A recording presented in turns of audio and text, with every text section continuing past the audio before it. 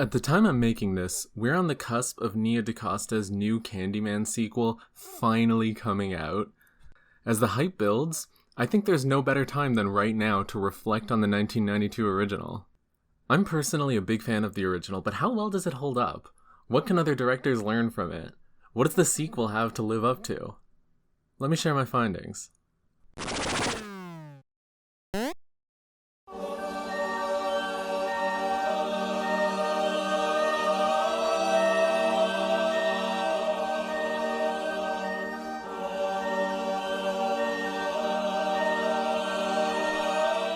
So I do want to say that this movie is kind of complex to talk about.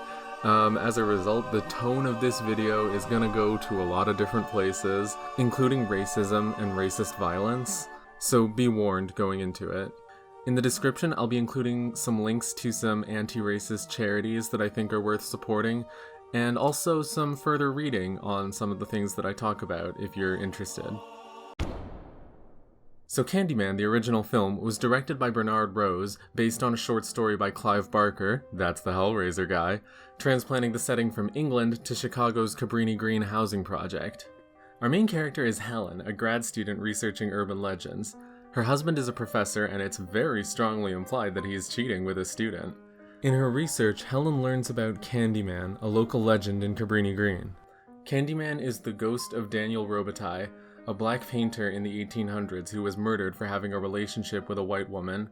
Now he's got a hook for a hand, a ribcage full of bees, and a go-get-em attitude. According to the legend, if you say his name 5 times in a mirror, he appears and kills you. Let me just reiterate that. You gotta say it 5 times. In this economy, you know how long that takes in millennial time? I'd start spacing out at 5 syllables. Candyman, Candyman, Candyman. What was I doing? So while investigating in Cabrini Green, Helen and her friend Bernadette explore this spooky old apartment behind a hidden passage. In this apartment, there's this big mural of Candyman, and that is just, like, unironically one of my favorite parts of the movie.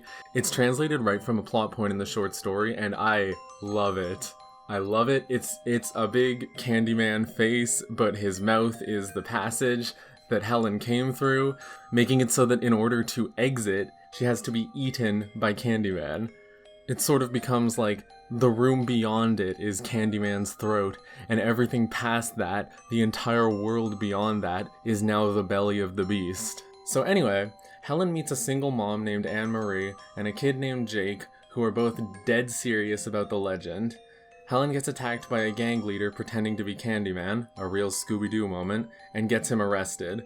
Also, I just have to say, in the arrest police station scene, they do this whole lineup, and they get a bunch of dudes to just come up and say, "Heard you're looking for Candyman, bitch," and it's really surreal to watch. We hear you're looking for Candyman, bitch. So anyway, that's it. Candyman was never real, movie over, roll credits. Then the real Candyman shows up in the greatest scene in film history. Helen.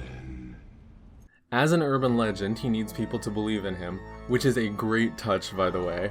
The original story didn't give Candyman a backstory. His motive and actions seemed largely tied to just Helen's disbelief. So making it so that he's motivated by her inspiring disbelief in others works volumes to give the movie its own identity and to give Candyman himself a little more character. So since Helen has discredited the story, he's gonna have to start killing people to reawaken it. He goes on to deliver the best line in film history, taken right out of the story. Be my victim. Be my victim. You know, be my victim. Be like it's like... Be.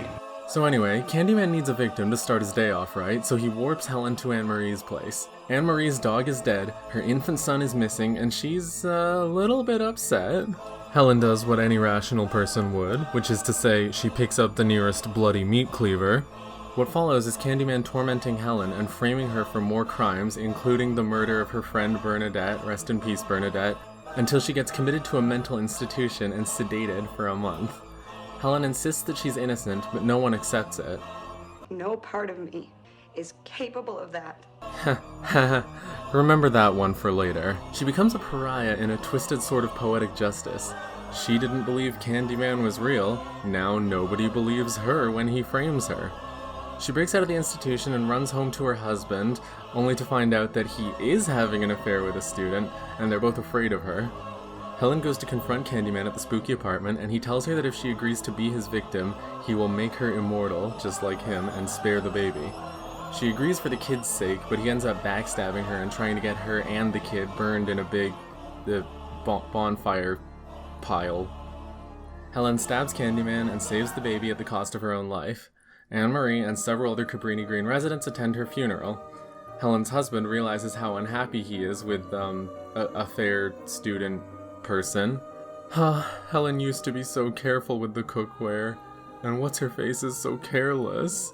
He cries in the washroom. He happens to say Helen's name 5 times in front of the mirror, and the cycle of myth begins anew. No part of me is capable of that. So the story definitely rings a bit saviory. This black community is terrorized for generations, then one white woman shows up and quickly figures out what's going on and ends up saving everybody. It's not as egregious as the trope can get. It's not Freedom Writers or The Help or, I don't know, Avatar. But it's not a great look either. That said, it does offer commentary on race and class. Helen being a privileged outsider to the social issues tackled is present in both the story, which didn't tackle race at all and was just about class, and the movie. There's also specifically an emphasis on Helen's privilege. She has what I would call a privileged innocence. When I say innocence, I mean ignorance, foolhardiness, and a bit of voyeurism. And when I say privileged, I mean, well, it's pretty evident that the only reason the police care when she's attacked is that she's white and not from Cabrini Green. Speaking of Cabrini Green, it's important to note that it was a real neighborhood with real issues. It was all but disregarded by the housing authority, which made little effort to maintain the neighborhood or keep its residents safe. There was gang violence there, and police were not making an effort to protect the residents. Some have argued that the film is exploitative, especially given that the aforementioned hidden room plot point was absolutely based on the real-life murder of Ruthie Mae McCoy. The first murder victim described in the movie is named Ruthie Jean, and McCoy is the last name of Anne-Marie. Ruthie Mae McCoy's murderer broke into her apartment via the bathroom mirror, exactly the same thing is said of Ruthie Jean's killer in the movie. The movie even replicates the detail of how McCoy called the police when she heard the attacker breaking through the wall, but the cops didn't care enough to respond. And that sort of begs the question, is it appropriate to do that? Is it appropriate to base even part of a fictional story on a real tragedy? To draw so many elements of a real tragedy? Or is it exploitative? Where do you draw the line between exploitation and inspiration? Between exploitation and raising awareness? It's a complicated issue, and I don't think it's right for me to just tell you what to think. I would really encourage you to think on it, do some research, and draw your own conclusion. It's also worth noting that the new movie also seems to be taking inspiration from real murders, but I'll come back to that later. I will say that by my reading, the original movie does make an active effort to demonstrate the humanity of the residents of Cabrini Green, actively attempting to subvert the "it's just a dangerous neighborhood to avoid" cliché. The film equates skepticism in the Candyman legend with passive disrespect for the Cabrini Green residents and their stories. And it in general emphasizes the way systems fail people. A whole chunk of the movie is devoted to Helen being institutionalized. She gets disrespected by the orderlies, and they sedate her so heavily that she's in a fugue for an entire month. In this film, being a ghost, becoming an urban legend, is tied to injustice, to being wronged. That's gonna be relevant later. On a lighter note, let's talk about Candyman the character. I love this character. He very quickly became one of my all-time favorite characters. When he shows up in a fur coat, hello? The aesthetic? Also, check this out. He's a drama queen, and I mean that in the best way possible. Tony Todd also gives an amazing performance. I love the way he delivers these poetic lines right out of Barker's prose with this deep, reverberating voice. I am the writing on the wall, the whisper in the classroom. He was also committed to the role. They literally put bees in his mouth. Apparently he got a bonus for every time he was stung too, which, good for him. The urban legend motif also adds something interesting to the movie. Candyman's basically Bloody Mary x Hookman extended remix. In other words, he's Jeff the Killer. The way Candyman acknowledges that he's an urban legend and that ties into his motivations is such a good way to elevate his character. What really sticks out to me though, is that even though it's seemingly a slasher film, Candyman the character doesn't read like a typical slasher. There's really two archetypes for slashers in my experience. The silent, lumbering Michael Jason type, and the talkative, taunting Freddy type. Candyman is neither of these. He's eloquent, he's elegant, he's classy. He has conversations with Helen and he tells her up front what he wants. First you think, oh, this is a nice change of pace. Then you realize, Candyman isn't a Michael or a Jason or a Freddy because he's a Dracula. And that's when you realize that you're watching a gothic novel disguised as a slasher film. You can definitely see it in the soundtrack, but more than that, it's got it all. Secret passages, forbidden love, the locals who live in fear of the immortal Count and the outsider who encounters him face to face, and a castle that burns down at the end. She takes him out with a stake to the heart, for God's sake. Helen even finds a painting of Candyman's 1800s lover who looks identical to her. That's literally the reincarnated Bride of Dracula trope. That's that thing that happened in Dracula Untold, and Bram Stoker's Dracula, and the Flintstones meet Count Rockula. The movie's not only being subversive by having the slasher be a Dracula, it's being subversive by having the Dracula be black. It's not common for archetypal gothic counts to be depicted as anything other than white. This movie goes against the grain in other areas too. When encountering Candyman, Helen goes into a trance.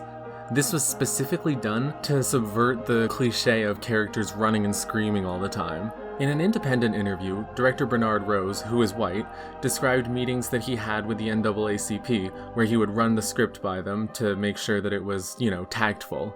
He reported that the people he met with would say things like, "Why are we even having this meeting? This is just good fun. Why shouldn't a black actor be a ghost?" And that's sort of the question that Candyman keeps asking. Why not? Why should everything be the same? Why can't we go against the grain? Why couldn't a ghost be black? Why couldn't Dracula be black? Why couldn't Dracula be a slasher? Who says the slasher heroine needs to run and scream? Who says the residents of a housing project couldn't be depicted as human? Who says a slasher movie can't revolve around interesting ideas? Who says a slasher movie can't have a political basis? Who says a ghost can't serve looks? You can see it in the text of the film too. Helen is forced to reconsider her presuppositions repeatedly. Why does Helen believe there can't be a real ghost? Candyman presents her with the dichotomy of you die or the baby dies, and she spends the whole movie rejecting it. But most pivotally, she says so emphatically that she is not capable of violence. But who says you're not, Helen? The question embroidered into the movie's fabric is, why does it have to be this way? That's kind of a lesson that the film industry as a whole could stand to learn. While tradition, homage, and illusion can lay a great groundwork for a piece of art, and it's helpful to know what makes existing art work, it doesn't have to be paint by numbers. There's been a positive shift in recent years, with much more attention being given to subversive and interesting films, but studios still seem reluctant to stray too far from guaranteed profits like sequels and franchises. Now, Nia DaCosta's Candyman is a sequel, but it looks like it'll provide something interesting. It's getting the Halloween 2018 treatment, that is, a sequel/reboot that will most likely disregard the previous sequels even harder than I am in this video. Remember when I talked about Cabrini Green earlier? One thing I deliberately left out is that Cabrini Green was heavily gentrified in the 2000s. Low-income families were displaced, so subsidized housing could be replaced with trendy, obscenely expensive apartments. There was some attempt to integrate old and new residents in a quote-unquote mixed-income setting, but it resulted in many old residents feeling alienated. Alyssa Johnson reports long-term resident Raymond McDonald as saying, "I only know about 3 neighbors who are willing to walk and say hello. Everyone else just goes to work and ignores us. They pretend like Cabrini did not exist. They're unfriendly. They're scared." This Cabrini Green is the backdrop of the new Candyman movie.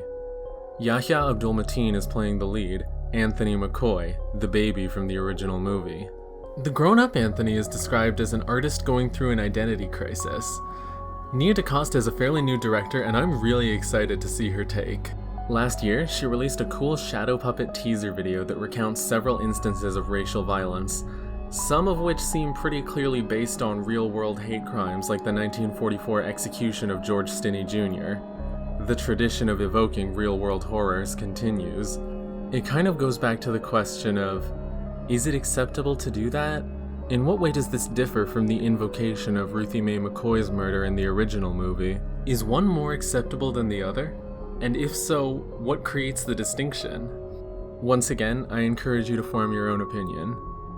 In the Shadow Puppet teaser, the last murder shown is Candyman himself, in a segment implying that his white lover backstabbed him and was complicit in his murder. Candyman rises in conjunction with the others, acting as a synecdoche for all victims of anti-black racism. In promos, DaCosta says that she wants to emphasize the humanity of Daniel Robitaille in the new film, not just his mythic status as Candyman. With talking about unwilling martyrs, I wanted to make sure that we don't forget the life of the person who was killed. Because a martyr is a powerful symbol, a monster is a powerful symbol, but at the end of the day, like, if the name isn't remembered, then what are we really talking about? And so, you know, in Candyman, it's say his name, say his name, say his name. People say Candyman, but they don't say Daniel Robitaille. That is such an interesting idea, given how emphatic he was about his existence as rumor, as myth in the original. Examining the character in this new lens is once again asking, why does it have to be this way? I couldn't have dreamed of a better progression for this franchise. The ideas of the original movie are being built on and developed, but in a way that produces something new, something that can stand on its own legs. One of the plot points seems to be that Anthony will become a sort of new version of Candyman or otherwise connected to him. The spirit of why does it have to be this way lives on by reimagining the story like this. It'll probably live on textually too, in the sense of Anthony being trapped. The more questionable elements of the original seem less likely to prove issues here. The political and social commentary seems modern and relevant, but also tactful. Of course, I admit that I obviously don't know for a fact that the movie's gonna be good. It hasn't come out yet, I haven't seen it. But I can say that what I do see makes me feel hopeful. The sequel has everything it needs to match or surpass the original, and I'm looking forward to it. Also, if and when Tony Todd says the line, I'm gonna lose it. I'm excited about this new movie because mixing social commentary with effective horror is a good way to make me love a movie. You can see it in Get Out, and American Psycho, and Candyman, and the Flintstones Meat Count Rock. The movie will be building on the foundation of the original, but it also seems to be covering new ground. Incorporating new ideas and pushing the horror genre in interesting directions is exactly the part of the original film's spirit that needed to be preserved. The world is growing more accepting of horror as real art, and I think it's because envelope-pushing, thought-provoking movies are leading the charge. The original Candyman pushed the envelope, and the new one will hopefully be pushing it further. I hope that it'll give audiences something to really think about. I hope that it'll set the stage for more voices to be elevated and for more subversive art to be brought into the world. Because why shouldn't art be subversive? Why does it have to be this way? Helen. Yes? I came for you. You are not content with the stories, so I was obliged. Who is that? I am the writing on the wall, the whisper